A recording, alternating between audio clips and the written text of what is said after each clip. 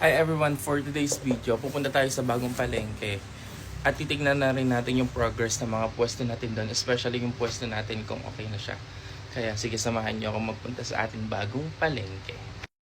Labas na tayo. Dapat kanina pa tayo pupunta. It's just so happy na malakas yung ulan kanina. So ngayon tayo lumabas ng bahay. Medyo magagabi na. But let's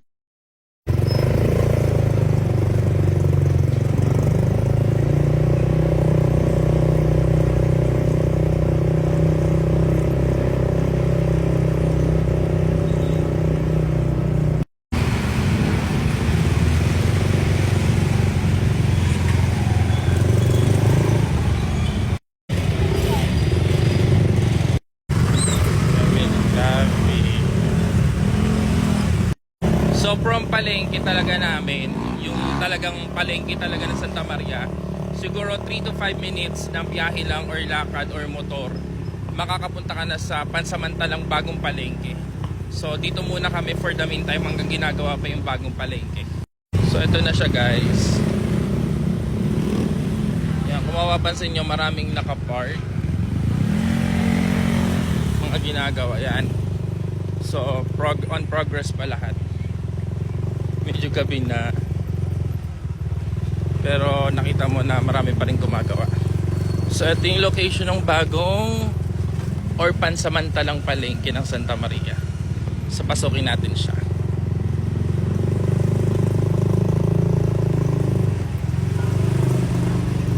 Ayan siya guys. Medyo ginabi na ako. Lakas kasi ng ulan kanina kaya hindi ako nakapunta. Ito ata yung vegetable section guys. Gulayan to. Yung gawi dito.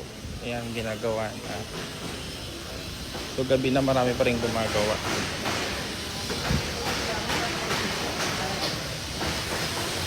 Ata yung meat section. If I'm not mistaken, dito yung meat section.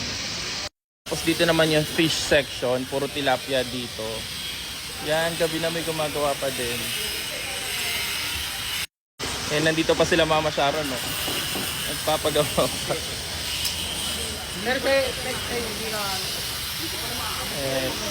Eto na yung pwesto ng bangusan.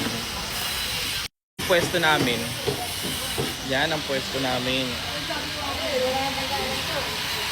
So, paghanapin nyo ako guys, dito lang. Bangus section. So, ito na yung progress ng palengke. Gabi na, dami pang gumagawa. Yung other side ng pansamantalang palengke. Ayan. Ito yung mga babuyan, may mga gumagawa pa. Ayan.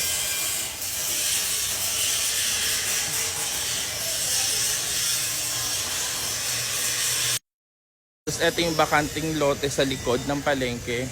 Alam ko dito pwedeng mag-park yung mga customer at saka yung mga biyahero.